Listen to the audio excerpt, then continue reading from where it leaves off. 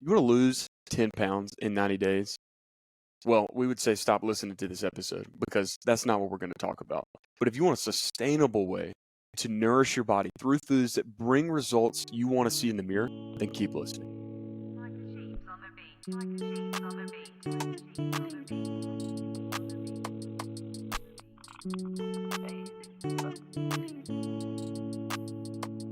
nothing. Ladies and gents, we're back with the Holo Health podcast. This is one of the first times in a very long time, Alex. We're in the studio. We're in the studio. Together in the flesh. If you're not watching via video, if you didn't know, we have this available on YouTube. So if you like YouTube, check us out, subscribe there. We're going to be sharing some more content. But Trevor, do you prefer to watch on YouTube or do you listen? I like watching, kind of having it on the background. Yes, me too. Whatever I'm doing, just makes it a little more personal, a little more relational. I agree. Also get to look at people, and I feel like I understand what they're trying to convey more. Well, what is it? 70, 80, 90% is nonverbal, like communication, so exactly. You get to see their facial expressions and body language. Yeah. And we're extremely professional, and you need to be able to see our body language. So, very professional. That's not the topic of this podcast. We have decided, and if you couldn't tell, last week we started it, to dive back into the 7 habits of health. And last week was all about sleeping well, the importance of sleep, contextually why we look at that in a different way than culture does, and then how it's vital to every area of your health. The second habit of our 7 habits of health, Alex, is eat clean. Hit that very broadly, and then let's get into a little bit of why this is habit number 2, and just kind of unpack some lies we see in culture before we get into some practical takeaways the listener can take away from. So if you didn't listen to last week, habit number 2 this week is the second out of our 7 habits of health. We say it's the foundation of what a truly healthy person does. It's their daily and weekly rhythms, okay? So eating clean is all about prioritizing the foods that ultimately God designed us to eat. We say it's whole, clean, real foods 80% of the time. And there's a lot of noise, a lot of messaging, a lot of just confusion out there about eating clean. But we're going to talk about the basics. We're going to talk about the most important things. We're going to talk about some misconceptions, but ultimately it's about nourishing our body with needed nutrients while also learning how to enjoy pleasurable foods too. Because if what we do nutritionally is not sustainable, then we're going to crash and burn. A truly healthy life learns how to nourish their body well while also balancing pleasurable foods too, because that is part of a truly healthy life. So that's eating clean in a nutshell. Yeah, in a nutshell, that's great. So before we dive into, I would say 3 things we really want you to know, listeners. I think it's important to touch on the whole, clean, real foods and kind of both the science and the scripture that come behind that. You hinted at that, Alex. But whole, clean, real foods, think things that are found in nature, not processed or made in a plant. If you're in a grocery store, typically that's going to be on the perimeters of the edges of the grocery store. However, you can find a lot of whole, clean, real foods that are in the frozen section. Think fruits and vegetables that just get frozen and stored in that environment. But it's really just food that has a expiration date. Foods that you can find in nature that come from trees, plants, animals. Think what God gave Adam and Eve in the garden, what He provided for them, what they would toil the land to grow and to eat and just to sustain life.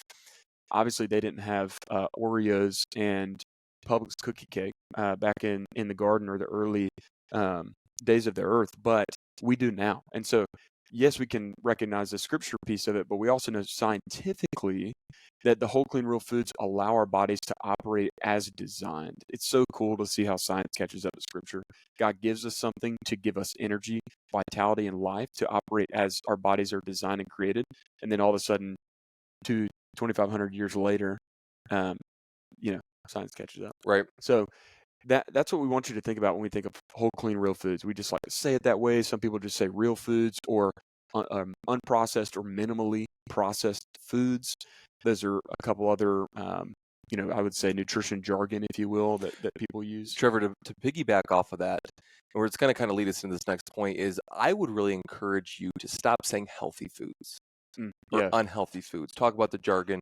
We say whole, clean, real foods. Yeah, I love to say nutrient-dense foods. Nutrient-dense foods. Give me some nutrients. Because when you talk to people, most people that are pursuing their health say, oh, I eat healthy. Yeah. But honestly, the word health, like the word love or wonder or just different like words that don't really get defined much, good. Bad. Have a lot of lack of clarity, Yeah. ambiguity. Interpretation. Yes, It's up for ambiguity, whatever. How do I say that word? ambiguity. Ambiguity, I got you, bro. whatever. Um, because depending on the messages that that are inputting into your brain, you may think something is healthy when in reality it may not be as healthy as you think. Yeah. And the other thing is, let's go back to the Oreo example or the grandma's cookies example. If I turn down grandma's cookies every single time I go over to her house, is that truly healthy? Yeah. Because we believe one of our correct understandings is health is more than physical. Mhm. I might be benefiting my physical health, but I'm negating my relational health and my social health there, Which might be more important which might be more important in that moment. area. Yeah. So, Trevor, that actually leads us to the first misconception we want to talk about. Yeah. Is that food is neither good or bad. Food is neither good or bad. And kind of talking about beneficial, less beneficial, we want to replace those words with beneficial or less beneficial. And the question we want to ask is this food benefiting me? And not just right here in the moment, in the short term. Because late at night, when I've had a stressful day at work and I want to eat a sleeve of Oreos, I could rationalize and say, these Oreos are benefiting me. But what we want you to do is dig down deeper.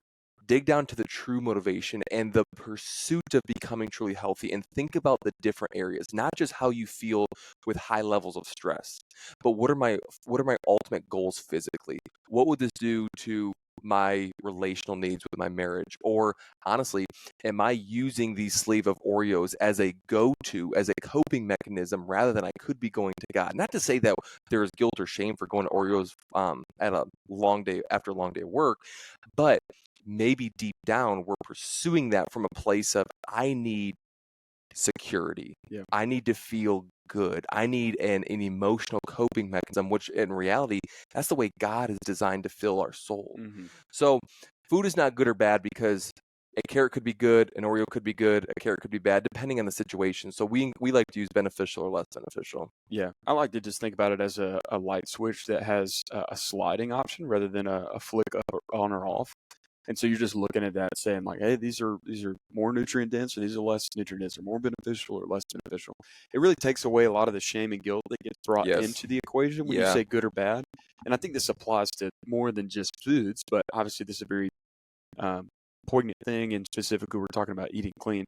Another thing I wanted to just really quickly note before I want you to hit on number 2, Alex, is when you said using the word healthy, big food, which is like companies that are large in charge and make a ton of different options for food, typically more processed, indulgent foods, will use specific words like healthy, Sure. protein, organic, Non-GMO, low fat, low sodium. Yeah. all of these different adjectives to describe a food simply because they know that's going to get someone to buy it. That's good. And so you just have to look at what is going on and really try to look at it through the lens of, hey, are these whole, clean, real foods? Is this primarily, Alex mentioned 80%. When I say primarily, that's what we're talking about. Primarily the majority of the food you eat. Does it come from these things? And we'll talk practically at the end how you can do that and just some advice on that. But that was kind of bookending number 1, Alex. We hit number 2. Yeah, and Trevor, number 2 is an extension of another correct understanding that we believe here at Holo Health, is that health is a tension to manage. Because God designed us with a body, a mind, and a soul, we need to constantly manage the tension on which one needs attention, body, mind, and soul, and we need to be intentional about each. Nutrition is also a tension to manage. Yeah. The 2 levers that we are managing that tension of is nourishment and pleasure. We could say, like you said, nutrient-dense foods and more indulgent processed foods. Because let's be honest, truth or the right way or the sustainable way forward is not on either side. If all I do is eat chicken and rice, one day I'm going to binge and bottom out, and I'm going to negate a lot of super pleasurable social opportunities. What am I going to do when I go out with my friends? What am I going to do when we have an anniversary? The other side, though, is pleasure. If all I eat is pleasure, I'm going to join the 75% of people who are classified as overweight or obese, because that's not how God designed it. Yeah. It's a tension to manage based on your goals. But what we like to say is, hey, 80-20 rule is a very good starting point. 4 out of the 5 things that you consume should be on closer to the nourishing side. That light switch is a great illustration. And then the 1 out of 5 doesn't necessarily need to be pleasure. It just gives you margin on what to make, on Right. how to make the most beneficial choice. Right. you know? So it's attention to manage on what are my goals, what season of life am I in, but we're never going to go 100-0 on nourishment. We're never Yep. going to go 0-100 over on pleasure. We're going to aim for that 80. It might be 90-10 for you. It Yep. might be 70-30, but we're going to aim for a minimum of 80-20 on that spectrum. So nutrition is a tension to manage between nourishment and pleasure. Just like health is. And part of what we do inside of the Holo Collective, our digital communities, we're helping our members learn how to balance each area, body, mind, and soul. Everyone wants to know how to balance nutrition. I mean, Yeah, dude, that's a good point. it is maybe one of the more common questions that I get, mostly because I work in we work in the space. I work in the space. Right. Used to do nutrition coaching, have that certification, so people know that I have some level of education around this, and it's a common desire for people to figure out, how do I balance this to where I ultimately, like what I see in the mirror, we want to take it a step further and teach you skills that last a lifetime. Yes. And not only like what you see in the mirror, but really have energy and feel so motivated and fueled by the foods that you eat to live an abundant life. We talk about John 10:10. I think it's not silly, but people maybe would categorize it as silly to think that the foods you eat really do play a factor in the life that you experience, the Yeah. energy that you have, the Yeah. ability to go and do, whether it's a workout or going to hike with a friend or play pickleball with your spouse or whatever it might be. Foods play a massive factor in that, and not to mention the midday or mid-afternoon work crash. What did the foods and the Sure. water and everything look like before? Sure. So it plays a big factor into the day, the energy levels, and it can be easy to fall into a trap of becoming consumed with nutrition. I think it actually is a very simple thing, which I also think true health is very simple. But you just have to know how to balance it. So if you need help, check out the collective. We got that linked in the show notes. But Alex, we've got the third point before we dive into kind of the practical takeaways from eating clean, what we suggest. Go ahead and hit us on number 3. Yeah, number 3 is a third extension of a correct understanding here at Holo Health. Sounds like we take our correct understanding seriously. Well, because when you apply them into each habit, that there is an actual application. So Come on. one of the core understandings, the correct understandings of health, is that true health is sustainable. Yep. It's, can I maintain today what I'm doing or tomorrow what I'm doing today? Where the number 3 misconception is that you will arrive one day. That after 30 days of a juice cleanse, then you're going to arrive and you'll never have to That one's my favorite. do it again. Where in reality, you never arrive. It's the destination mindset that we think, oh, once we get there, we never have to tend to it again. But going back to the other one, is nutrition is constant attention to manage. You will have to manage this the rest of your life. It's the same reason why pro sports athletes or pro athletes continue to work out and refine their craft, because you're never going to arrive. Or actors or writers. Thank or you. Yeah, but musicians. always That's what tending you their were going craft. for. Yeah. So going back to true health is sustainable, that there is a way when it comes to nutrition that is sustainable. We do not arrive, but what we do is we change your identity and enjoy the process of learning how to eat with God's design. Yeah. So that's going to take us into a maintainable state. Yeah. This leads us super easily into our takeaways, our practical takeaways. And we're not going to inundate you with a million different things. I just want to touch on 3, and I'm going to list them for us. But I mean, we obviously have a ton of different things we could share. There's a bunch of nuances and specifics. This is a very generalized 3 pieces of advice for individuals. But really, it's going to be number 1, starting with whole, clean, real foods. It's just that in of itself is going to really move the needle, especially if that's not commonplace in Right. your food choices and your day-to-day eating habits. Number 2 is just build a practical outline for what those meals look like inside of the week, which we'll talk about in just a second. And the third is to start learning a little bit more about how you can manage your nutrition inside of the environment that you live in. Yeah. So really quickly, just want to kind of go through those. The number 1 is just majority of individuals, without even doing anything, without following a crazy diet that could be out there, like Alex has mentioned, in the 30-day juice cleanse or whatnot, simply by eating more real foods, by looking and finding recipes, or getting some of our recipes that we've got available for people to use, and adding more of the whole, clean, real foods, the fresh fruits, fresh vegetables, lean meats, nuts and seeds, adding those into the day, cooking a breakfast at home, a lunch, a dinner, eating that dinner for lunch the next day on a leftover. Just by simply doing that more, instead of eating out more, eating fast food more, not eating breakfast and overindulging later in the day, will move the needle when it Right. comes to seeing changes in the mirror, when it comes to feeling more energized throughout the entire day, and being able to do things that honestly you really want to do and may not be able to. Yeah. That will happen for majority of people just by eating more whole, clean, real foods. Yeah, Trevor, the three levers that I tell people that you have to pull are quality, quantity, and timing, or Mhm. quality and quantity and frequency, is in that order too. Mhm. I truly believe that the first important lever to pull is quality of foods, what you Mhm. just said. Mhm. The second is quantity, sensible portions. Am I eating enough? Am I eating too much? What does that quantity look like? And then the third one is just frequency, the timing of it. Yeah. Like, for example, am I cutting out a complete meal, which is putting me at a deficit in other areas, quote unquote, intermittent fasting. Sure. So quality, quantity, and then frequency or timing. Trevor, the second one you said was the outline. Go into that piece a little bit. Yeah, and I think this is very important. We've created a protein plate method guide that helps people learn how to build a plate that is comprised of proteins, carbohydrates, and fats. And it also includes a list of those specific macronutrients. Macronutrients are just the large scale nutrients that your body needs: proteins, carbohydrates, and fats, healthy fats. So we created that for you to use as a rubric or a template. But what I really mean with this is you need to look at what this actually tangibly looks like in your life. One of the best, What do you mean by that? yeah, and 100% want to share in more depth and detail. One of the best things you can do is look at your week and understand what your meals and your food selection is going to be like.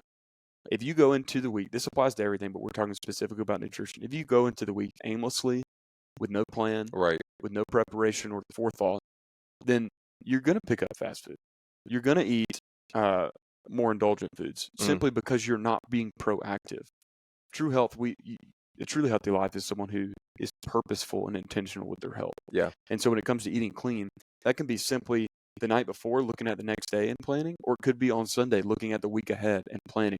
Okay, hey, Tuesday night I've got a birthday dinner with some friends, so I know that environment I'm gonna already have food provided for me. But these other nights I'm gonna make a meal. Well, what meals am I gonna make? Let me take 5 to 10 minutes and plan those out. Again, we've got some resources in the show notes that you can click on and access there. But that's a little bit more about the planning.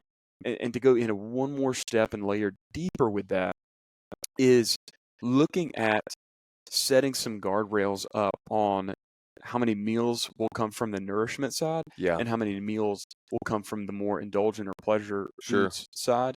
Um, a general consensus, let's say you ate 3 days of meals, 7 days a week, that's 21 meals. We recommend 80%. That's going to be 17 of those meals coming from the nourishment side. Mm-hmm. That gives you about 4 meals to quote unquote play with. I'm going to eat Mexican tonight with Aaron. We're going to go on a date. That's gonna lean more towards the more pleasurable foods. I'm still gonna get nutrients because I have kind of a preset order, but I'm gonna eat the chips and cheese and the salsa Sure. and the tortilla. Some of those things that would lean a little bit more towards the pleasurable foods, and I'm not gonna worry about it because I'm not Right. confined to a diet that doesn't work in different circumstances. I'm adapting and taking principles that I've already preset and determined, hey, this is when I will have this meal in advance. So I'm being proactive and putting a little bit more of a schedule and a tangible rubric around it for you. That's kind of point number 2 and some encouragement there. The last one you said is learn. Yeah. Start learning. Keep learning. Mhm. Research. Dig. What do you mean? Yeah, I mean, everybody honestly loves like taking in information, and one of the most valuable things you can do when it comes to nutrition is just learn about it, learn about what foods are more beneficial, what foods are less beneficial, what recipes you can make in a short time domain, what are some things you can sit down with a friend and make over a long time domain, what are things worth giving attention to, what are things worth avoiding completely in terms of marketing or some things that they push, like do you even pay attention to this microplastics thing, right? Or do you just ignore it? Or you've got the prebiotic sodas now. Is that worth looking at, or is that even worth paying attention to? So it's just learning a lot more about nutrition, and just when it comes to health in general, if you can create some agency for yourself and autonomy for yourself, you're going to go further faster. And then if you do it with other people, obviously that accountability is going to help you go even further faster. But the agency allows you to take it into your own hands, being proactive, and then manage that season to season. Right now, Aaron and I don't have young kids, but when we step into a season of wanting to have kids, and if the Lord blesses us with them in a family, that's going to look different nutritionally. But we know we both have autonomy and agency and are educated and can edit our plan, going back to number 2, our schedule, what it looks like based on the season of life that we're in. And you can only do that if you understand, if you're educated, and then you have the ability to make the decision of what's the truly healthy choice here.